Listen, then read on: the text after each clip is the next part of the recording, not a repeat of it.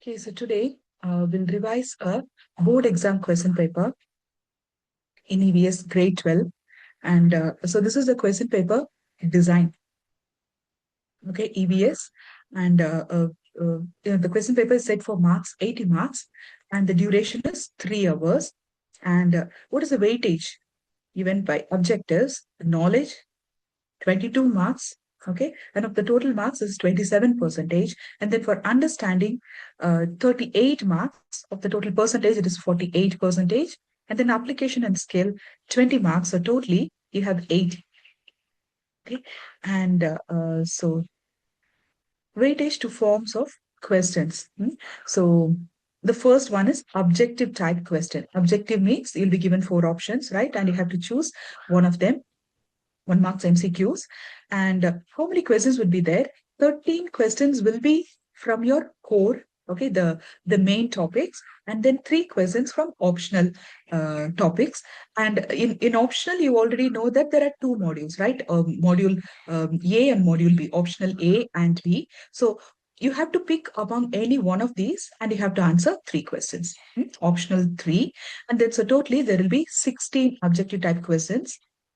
The mark is also 16 marks. Yeah, so each one 1 mark. And then objective type 2. Okay, so here there will be 2 subdivisions. And yeah, here also for each one, there will be 1 mark for each question. And then you have very short answer, 1 word, and fill in the blanks and true or false. It could be anything. Okay, so for all of them, from the core subject, you'll have for how many marks? For 6 marks, right? Okay, so this is 1 into 2, and then this one, 4 marks. So totally say this is this is one. Okay, the first one is 1 mark, and then this one. There are 4 marks for the second type. Okay, and then in optional topics, you'll be having 3 questions. Okay, so totally 8 marks will be there for objective type 2 and also for the short answers, 1 words, fill-ups, true or false, and all of these. Totally, you'll have 8 marks. And so of this, from the core subjects, there will be 21 marks, and optional subjects, there will be 3 marks. So totally, you'll have to answer for, write for 24 minutes. This is your second part. This is also objective type. You can see that the first one is also objective, and the second part is also objective. So everything is objective. And then the next one, short answer type. Here, from the core, you'll be asked 8 questions. Okay. And then from the optional, you'll be asked 3 questions, and the marks would be 2 marks. So this is 2 marks each. So from the core subject, 16 marks, and from the optional subject, 6 marks. So totally 22 marks is for 2 mark questions. And then long answer, 2 questions from the core, and there won't be any long answer questions from optional topics, right? There won't be any long answer questions. Then what will be the total marks? 10 marks. Okay, so for 2 of these questions, totally there will be 10 marks, so total 10. So the final total would be for 80 marks. Then what is the weightage to content areas? Yeah, so the first one, environment through ages, 5 marks, ecological concepts and issues, important topics, 12 marks, human impact on environment, 7 marks, contemporary environmental issues, 15 marks because it's an important topic, and then environmental conservation, 14 marks, it's also important, sustainable development, 7 marks, environmental management, 8 marks, and then in the optional module, either water resource management for 12 marks or energy and environment for 12 marks. Okay, so this is the weightage to content areas. And you can see that some topics are more important, right? Say ecological concepts and issues, it is important because you have 12 marks for this one. And then contemporary environmental issues, it's also important. There are 15 marks for this one. Environmental conservation, important topic, 14 marks. And then your optional module also carries 12 marks. So you have to learn any one of these optional modules. Yeah. And when it comes to difficulty level of the question paper, 20 marks would be difficult. You can't say that it will be very difficult. You'll have to learn. Okay, so you'll have to learn, go through the chapters and learn everything to answer these questions. And then average would be for 38 marks and easy. You can just directly answer these questions. Okay, so 22 marks will be for very easy questions. So totally 80 marks. Yeah. Okay, so this is how marks will be allotted for your answer sheets. Yeah. And then let's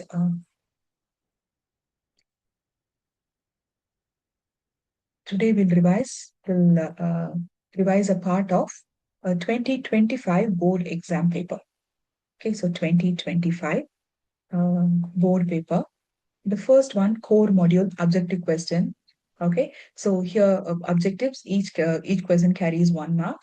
Yeah, so the first question, primitive humans used fire. Yeah, so what are the options? Cook food, scare away animals, make ornaments, and make tools. Yeah, so what would be the answer? Cook food, yes. To scare away animals, yeah, yes.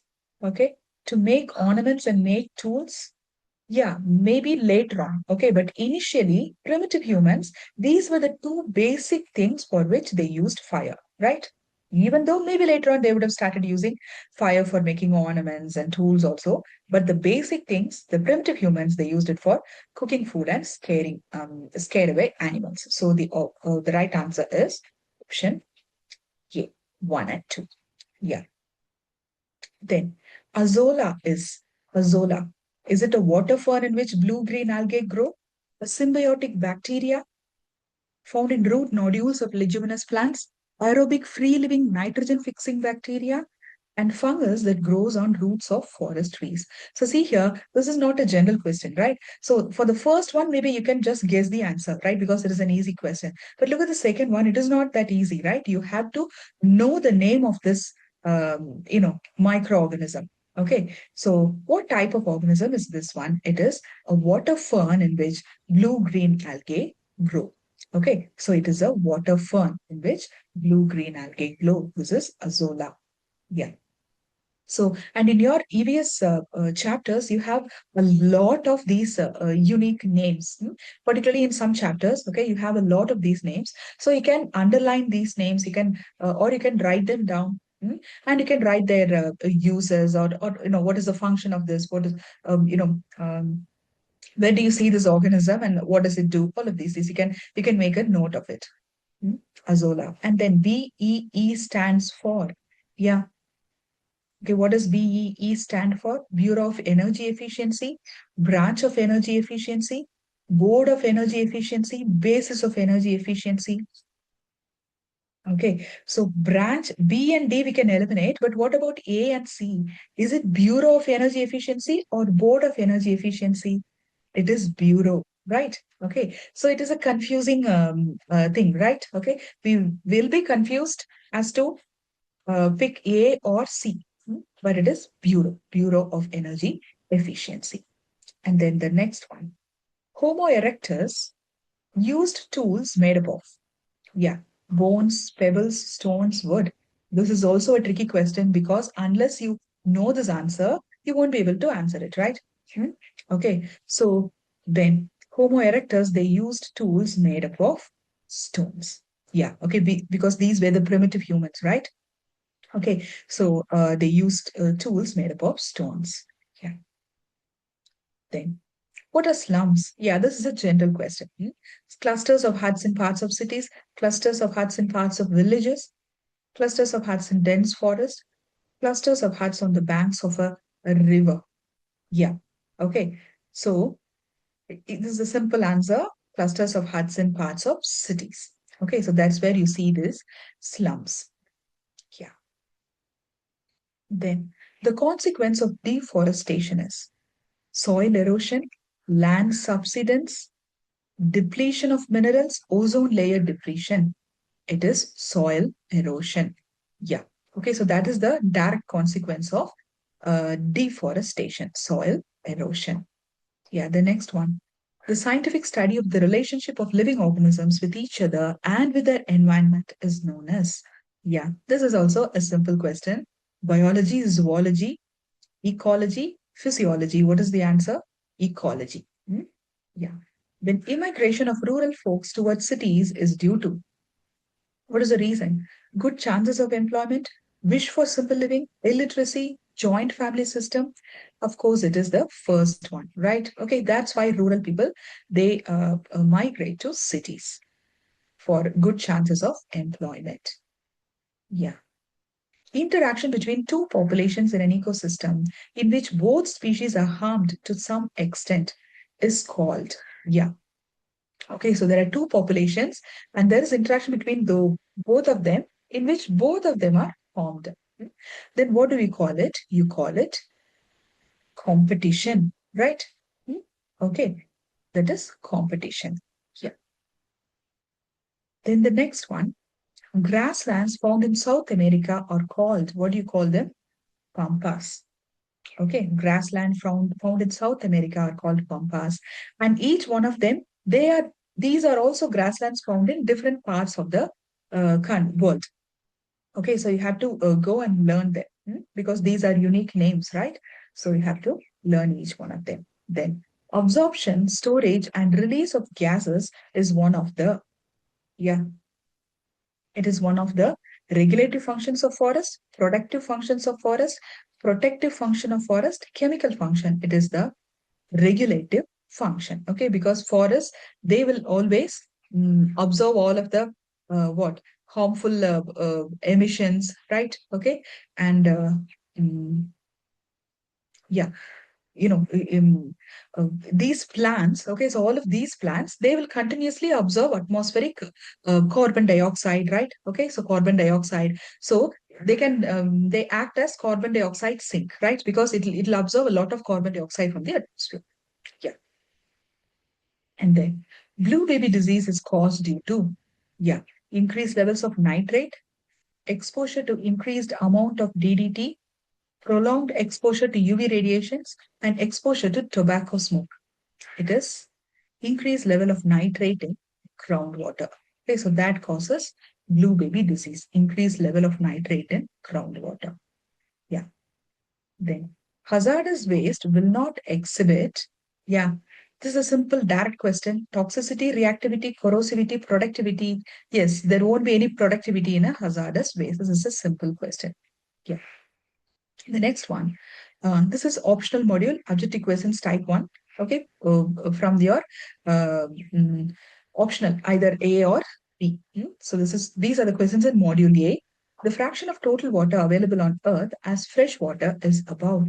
Yeah, so what percentage is fresh water? It is just 2.7 percentage. These data are important. Okay, so you have to learn them by heart. 2.7 percentage. Pits, aquifer, and trenches are structures used for. Yeah. So why do we use these pits, aquifers, and trenches? Distribution, storage, purification, or recharge? It is used for recharge. Okay, so recharging of groundwater. So the second option is also a pretty confusing one, right? Storage of rainwater. We might think that they are used for storing also, but actually they are recharging, right? Because there is a difference between storage and recharging.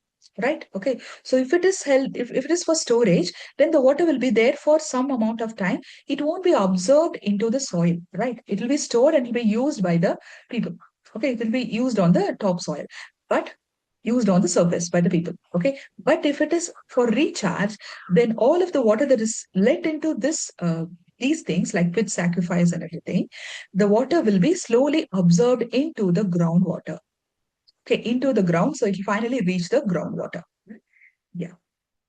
Mm. Artificial recharge of groundwater in urban areas can be done by reduction in open soil surface area, rooftop collection of rainwater, increase in runoff, more dependence on groundwater use. Yeah. Okay. Artificial recharge of groundwater. Yes. How is it done? Yeah. By rooftop collection of rainwater. We call it rainwater harvesting, right? This is how we recharge groundwater. Okay. Then this is optional module B. energy and environment. Wind turbine transforms wind energy into, yeah. Okay, how is it transformed? Is it electrical, hydropower, passive solar energy, potential energy? It is electrical energy. Okay, so wind turbine transforms wind energy into electrical energy. Yeah. Then, methanogenesis is an microbial process, heating, cooling, or evaporation. Yeah, methanogenesis, the name implies that methane is being generated, right? So, what is this process? It is a microbial process. Yeah, where microorganisms they act on substances to release methane. Yeah. Okay, so what is methanogenesis? It is a biological process of producing methane as a byproduct of metabolism carried out by specialized microorganisms called methanogenic RK. Yeah. Then energy intensity is an indicator to show how fast energy is used in economy, slow energy is used in economy, efficiently energy is used in economy, inefficiently energy is used in economy. Energy intensity is how efficiently energy is used in economy. Okay, so that is energy intensity. Yeah. Then the next one, this is objective type questions too. Here also you'll be asked a question, but you have to give answer in a single sentence because each question carries just 1 mark. Okay, so you don't have to write everything in detail. It is just a 1 mark question. So give an answer as a single sentence. Yeah. How does biodiversity represent a potential source of wealth? And B, mention any two causes of biodiversity loss. Yeah. So biodiversity is wealth, right? Okay, so how does it become wealth? It provides resources for food, medicine, and industrial products because we've already learned that we get a lot of resources, almost everything from the trees and plants, right? Okay, from the forest. So that's why higher the biodiversity, then it means more and more varieties of plants and trees are there, so it means we have access to more and more resources. So always biodiversity represents a potential source of wealth. Yeah. Then what are the causes of biodiversity loss? There are many different causes, right? Then what might be the main cause? The first one is habitat destruction and over exploitation, right? What is habitat destruction? The regions might be taken over by humans for many different purposes, for expanding their the cities or towns might be expanding, right? Okay, or they'll be building some infrastructure, some dams or roads or something. So habitat destruction is the first thing, and the second one is over exploitation. Yes. Okay, so the resources might be over exploited. So that is also one of the reasons for biodiversity loss. Then the next one, answer in 1 or 2 sentences. It's given that you have to answer in 15 to 20 words, maybe 2, 3 sentences. And for all of these questions, you have 6 marks. Yeah. So the first one, name any two important aspects of environmental impact assessment. So first of all, what is EIA, environmental impact assessment? This is an assessment that is done on industries or any project. Okay, so they will assess what are all the different, resources that were taken in for constructing the project. Let's take, for example, a dam. Okay, so what are all the resources that were used up for constructing the project, and then what are the consequences? What are all the advantages and what are the disadvantages of this a project? Okay, so everything will be assessed and it will be prepared as a draft. So that's what we call environmental impact assessment. Then what are some of the important aspects here? The first one is um, it identifies potential environmental risks of a project and suggests mitigation measures. Mitigation means how to minimize it. Okay, so how to minimize all of the harmful effects of the project. Okay, it not only assesses the project, it will also provide solutions so that that particular project or that particular industry will be able to implement all of these suggestions in its forthcoming years. So, mitigation measures to minimize ecological damage. And the next question, what is a village forest? Yeah, what is a village forest? Mm. A village forest is a state-owned forest area assigned to a village community for their management and use. Hmm? Okay, so what does it mean? It is owned by the state, okay, by the government, and it will be assigned to a village community, maybe the community which lives next to the forest, right? Okay, so it might be assigned to that community, and then that community will take care of it and it will also utilize some of the resources. Hmm? Okay, so that is what we call a village forest. Yeah. And then the next question, how does crop rotation practice improve soil quality? Yeah, we've already learned about crop rotation, right? What does it mean?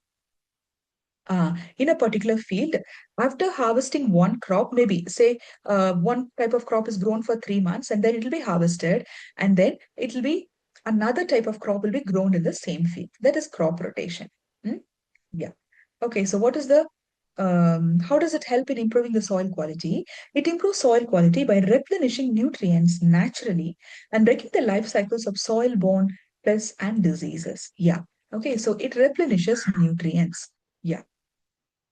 Okay, and also it breaks the life cycles of soil-borne pests and diseases. This is crop rotation. Yeah. Then the next one. What is GAP? When was its first phase completed? Yeah. GAP is Ganga Action Plan, and its first phase was completed in 1993. Hmm? Yes. How do CFCs damage ozone layer? Yes, we already learned about this. Okay, so CFCs are chlorofluorocarbons and they release chlorine atoms.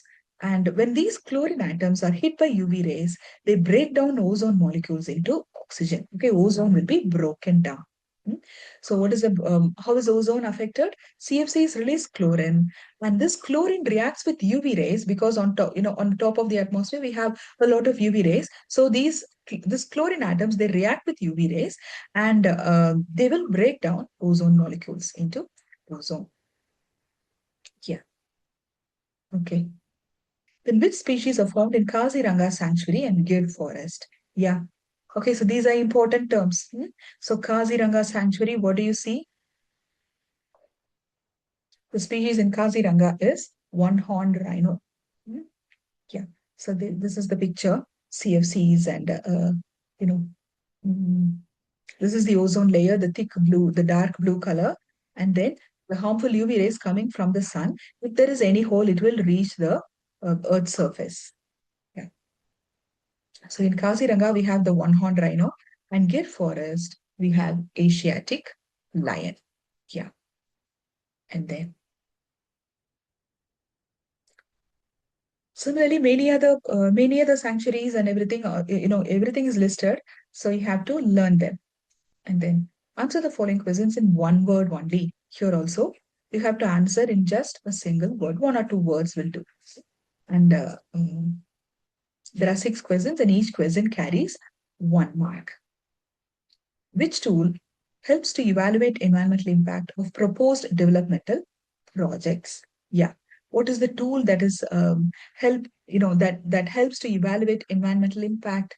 Just now we saw it is environmental Impact Assessment, yeah, EIA. Hmm. Then, which convention provides framework for international cooperation for conservation of wetland habitats? Yeah, then many conventions have been mentioned. Okay, you can make a list of all of them. So, what convention is this one that provides a framework for international cooperation for conservation of wetland habitats? It is the Ramsar Convention. Hmm. So, we have many other names also. Hmm. Yeah. Which is the most dangerous outcome of population explosion? Yeah, what is the most dangerous outcome? Resource scarcity, right? Okay, because we are using up all of these resources, at a rapid pace. Yeah. What is the genetic relationship between different groups of species known as? Yeah, different groups of species, but there is a genetic relationship. What do you call it? Phylogeny. Yeah, okay. Relationship between different species. It is called phylogeny. Yeah. Name the trees that shed leaves in autumn and grow new foliage in spring. Yeah. Trees that shed their leaves in autumn, what do you call them? Deciduous leaves, right? Okay. So because they shed their leaves. Then, which metal does battery scrap leave in the environment? Yeah.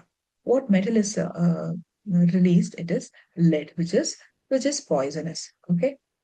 So battery scrap leaves lead. Then fill in the blanks here also. Each answer carries 1 mark. The three EAA participants are government, developer, and public, right? Okay.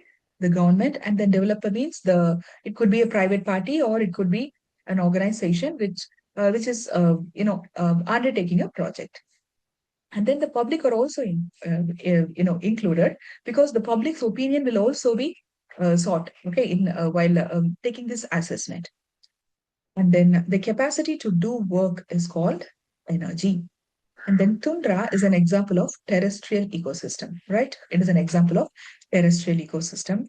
And vector is a carrier of pathogen. Yeah. Okay. What is a vector? It is a carrier of pathogen, a pathogenic organism. And this vector itself will not be affected by the pathogen. Okay. But it will transfer this pathogen to a different organism. That is a vector. Yeah. Then true or false. Here also each question carries 1 mark. Land is one of the environmental components of EIA. Yes, it takes all of the different components, land, water, air, and everything. Yeah. Is it sensible to irrigate plants and lawns in the afternoon?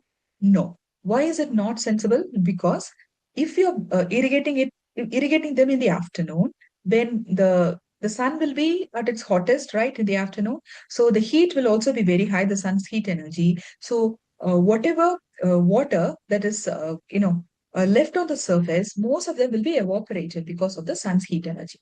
Okay, so that's why it is advisable to water plants either in morning when the sun hasn't come out or in the evenings after the sunset. Yeah. Then mangroves are literal forest ecosystems and are examples of ecotone. True.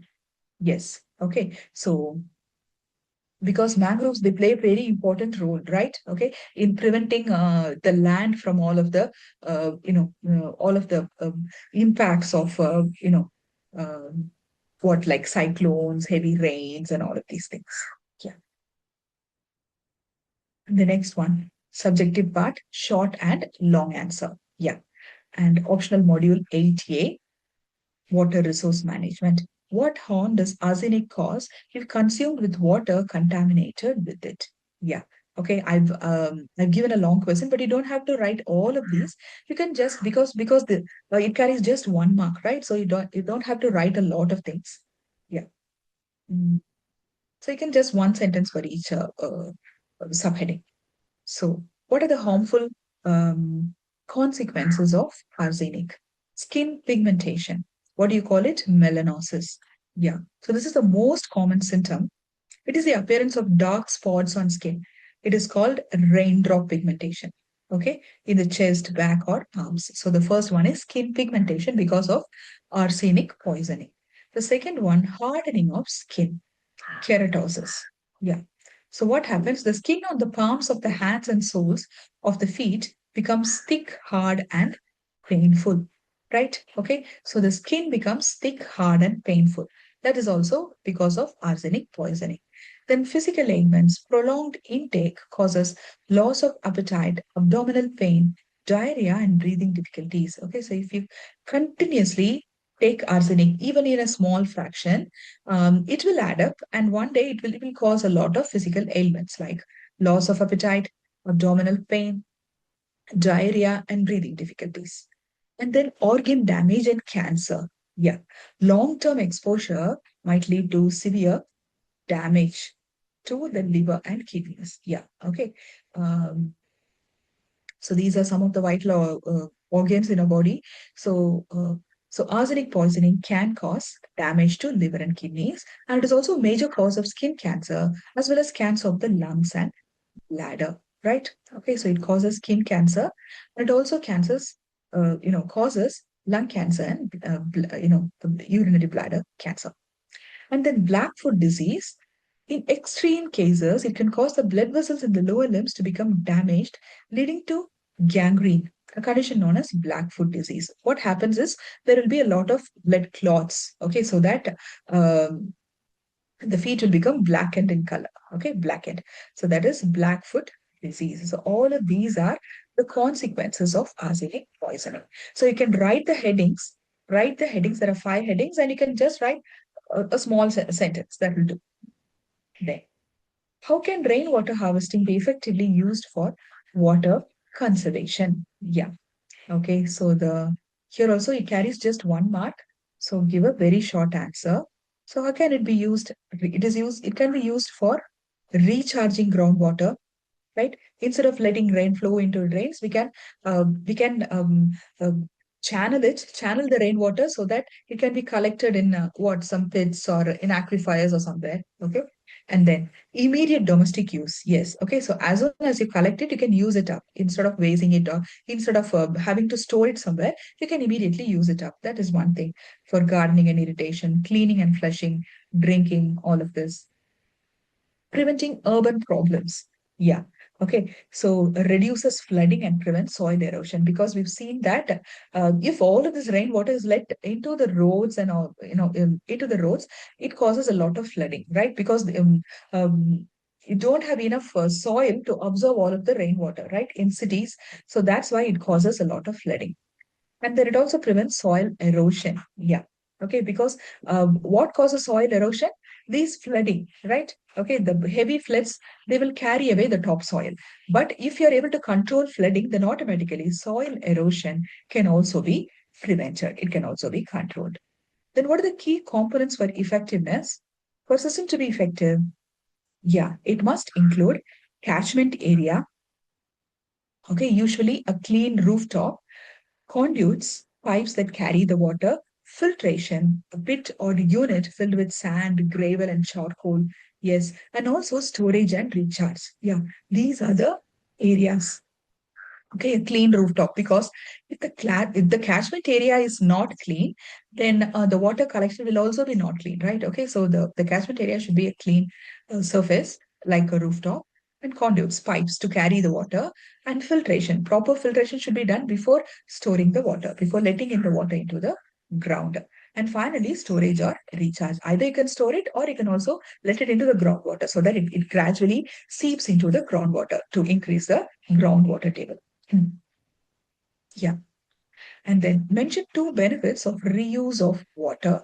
This is also very important, right? Because we can see that availability of potable water is also very scarce now, right? So therefore, we have to make uh, judicious use of water.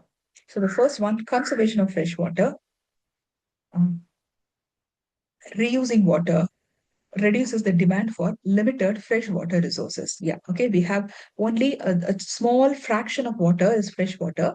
And so we can always try to reuse the water.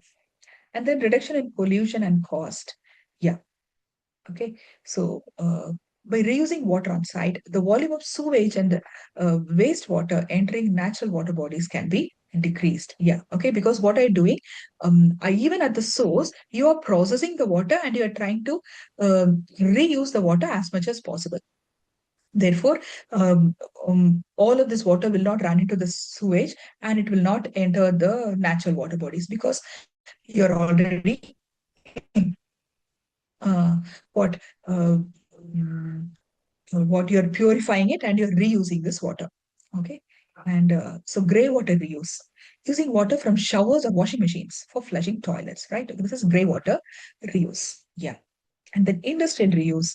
Industry should also have this water, treatment centers where they will treat all of the water that is given out by the industry. It will be treated and it will be utilized for some other purpose. Yeah. In optional module 8B. Okay, either you have to answer the questions in 8A or 8B. So 8B, energy and environment. The first question, what is tidal energy and what is the main criterion for a tidal power generation site? Yeah. Okay. So what is tidal energy? It is a form of renewable energy. It is obtained from the natural rise and fall of ocean tides, right? Okay. So when tides rise and fall, they carry a lot of energy. So people are tapping this tidal energy for generating electricity. And then, so what is the main criterion for, and also what causes these tides? The movement of water is caused by the gravitational pull of the moon and the sun, which can be harnessed using turbines. Yeah. Okay. When do we get tides? When the moon attracts the water on the earth, right? Gravitational pull of the moon. And then what are the main criteria for tidal power generation? The most critical requirement for a tidal power station is high tidal range. What does it mean? That region should have very high tides, right? Okay, because higher the tide, then higher will be the energy carried by the tide, right? So therefore, that region should have a lot of high tides. And then specifically, the difference between the high tide and low tide must be at least 5 to 7 meters, okay, to provide enough water pressure. Yeah, because only then these tides will be able to run the turbines, which in turn will generate the electricity. Yeah. Then give two examples of liquid biofuels. Yeah. Okay. So what is a biofuel? A fuel that is obtained from natural resource, right? That is biofuel. Then the first one is ethanol. Mm, what is ethanol? It is an alcohol produced by fermentation of sugar and starch. Okay. Sugar and starch components of plants, sugarcane, corn, wheat, everything. Okay. So this is ethanol. And then biodiesel. This is a liquid fuel produced from vegetable oils. Yeah. Okay. So this is a liquid fuel produced from vegetable oils. Yeah. Mm, okay. Then give two ways by which energy can be conserved while cooking. Yeah. Okay. So for energy conservation, it always starts from home, right? How can we conserve energy while cooking?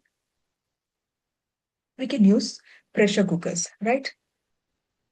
What is the use of using pressure cookers? They're able to save energy as much as possible, right? Okay. So around 50 to 70 percentage of the energy can be saved by using these pressure cookers. And because the steam is trapped inside, right? How do these pressure cookers work? They will trap all of the steam inside, so this steam will carry a lot of heat energy. So this, when this steam stays inside the cooker, then this heat energy can be utilized for cooking up the ingredient, right? The temperature rises above the normal boiling point, cooking food much faster and saving significant amount of fuel. So this is the advantage of using a pressure cooker. Then matching vessel size and using lids. Yeah. The first one is covering pans while cooking, while we're cooking with some pans. If you cover it with lids, then the steam that is escaping, the steam that is going out of the pan, it will be trapped, right? When you close it with the lid, all of the heat will be trapped, okay, because the steam will carry a lot of heat, so it will be trapped, and it will quicken the cooking process. And then vessel selection, yeah, or vessels should be good conductors of heat, right? Okay, and also it should match the size of the burner. Hmm? So if this flame spreads beyond the bottom of the pot, energy is wasted, right? Sometimes if you place a small vessel over a big burner, then most of the flames will go out on the sides, right? So all it means all of these flames are wasted. Okay, so everything is wasted. So therefore, while using a vessel, if it is a small burner, use a small vessel, and if it is a big burner, you have to use a bigger vessel. This is also important. Yeah. Then core module subjective part match. See here, it has a lot of acts and their respective years. So what we can do is we can arrange them in order, the order of in chronological order, and we can learn them. The Air Act 1981, Environment Act 1986, Water Act 74, Water Cess Act 1977. Yeah. And then the next question. So there are some other acts also. So make a list of all of them and learn them by heart. Arrange them in chronological order and learn them. Yeah. What is IPM and what is its aim? Yeah. What is IPM? Integrated pest management, because pests are a major concern, right, for farmers, okay, in agriculture. So This is a system which which was constituted by the government with the help of some group of farmers, and it is an ecosystem based strategy that focuses on long term prevention of pests. Okay. Hmm? And through a combination of techniques such as biological control, habitat manipulation, modification of cultural practices, and the use of resistant varieties. Yeah. Okay, so this is integrated pest management system. And then, so here, chemical pesticides are used only as a last resort. When all the other pest control systems fail, only then they will go for chemical pesticides. Otherwise, they will always try to, they will try many different things. Okay, as a community, as a group of farmers, they will try out many different things to control these pests. Yeah. Then what is the aim of IPM, integrated pest management? To reduce chemical dependency. Yeah. Okay. Because the more chemicals you use in the field, the more chemicals will be absorbed by the plant, right? Okay. So therefore, you have to reduce chemical dependency to minimize the use of hazardous synthetic pesticides, which cause soil and water pollution. Yes. And then economic efficiency to help farmers save money by reducing the cost of expensive chemicals. Yeah, because we are trying out many different biological methods, right? Okay, we are not using a lot of chemicals. So therefore, the farmers will also be able to save a lot of money, okay, while trying this IPM methods.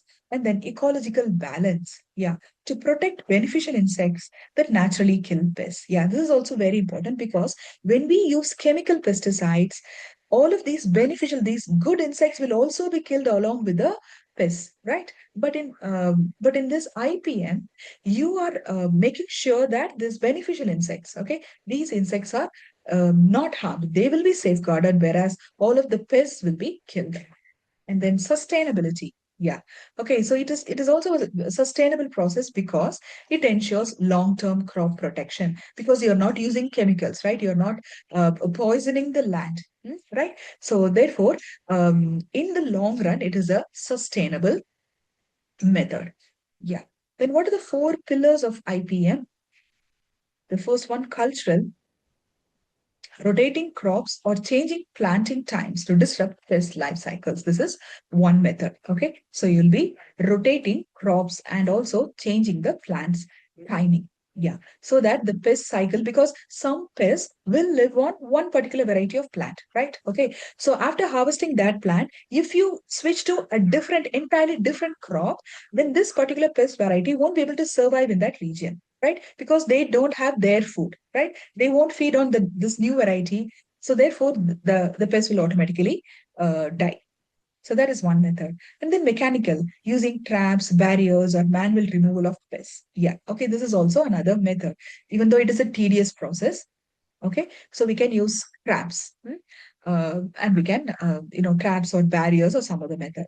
And then biological, including natural enemies of pests. Yeah, this is also a very good method, right? Say, for example, using certain wasps to kill caterpillars. These wasps, they eat caterpillars. So if any field is infected with caterpillars, we can introduce a lot of wasps in that region so that all of these wasps will eat away all of the caterpillars. And then chemicals, using narrow spectrum pesticides only when the pest population reaches a dangerous level. Hmm? Okay, so sometimes as a last resort, when nothing else works, then the farmers can use these chemical pesticides. Okay, so because if they're not able to control the pest population, then the entire crop will be destroyed, right? So just to avoid that, they will resort to using chemicals as a it will be a last resort. Mm. Yeah. Then which one benefit, right? One benefit and one controversy on use of GM products. Yeah. Okay.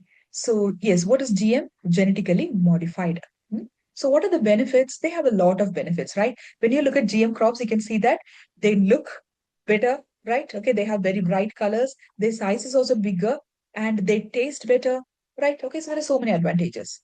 Huh?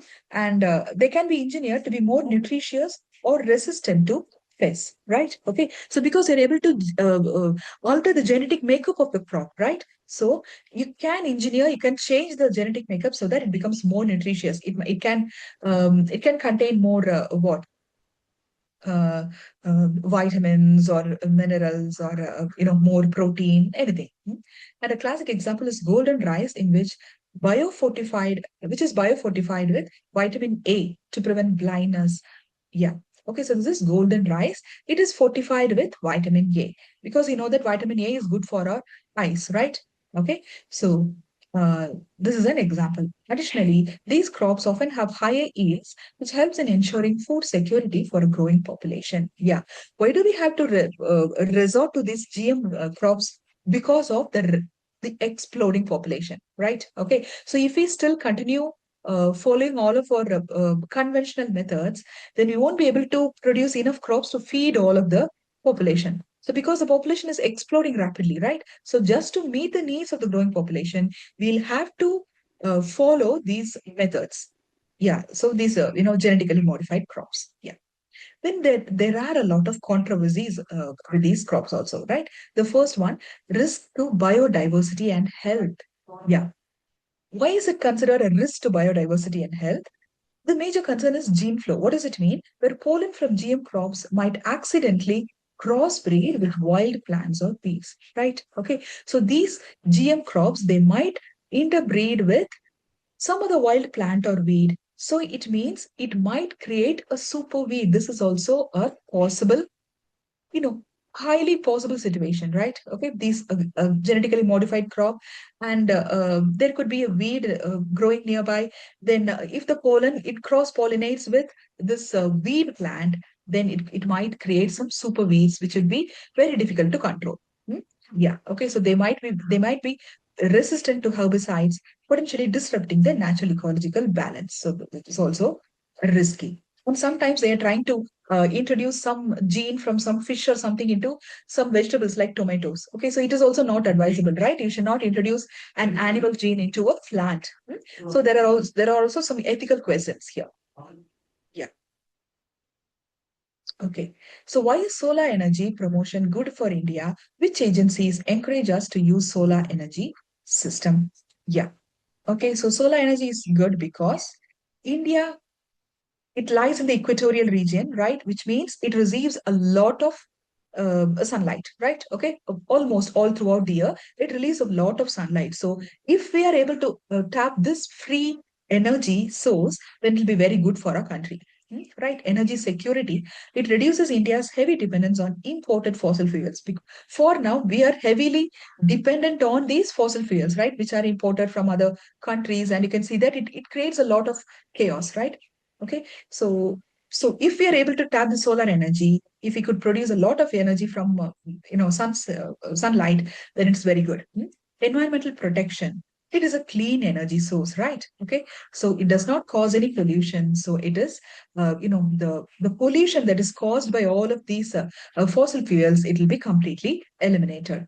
And then rural electrification. Yeah, it is an ideal decentralized solution for providing electricity to remote villages. Yeah, why do we call it decentralized solution? Because all of these conventional methods, say for example, energy that is produced by hydroelectric power plant, it will be produced from a single place, and it has to be transported over large distances, to reach the consumers' places, right? Okay. But when it comes to solar energy, you don't have to do that, right? Because you can generate solar energy in that particular place itself, right? Okay, so in situ, it can be produced, right? Okay, so it saves all of these extra expenses of transporting energy and stepping up and stepping. There are so many processes, so everything can be eliminated in solar energy if the solar energy panels are set up in that particular place itself.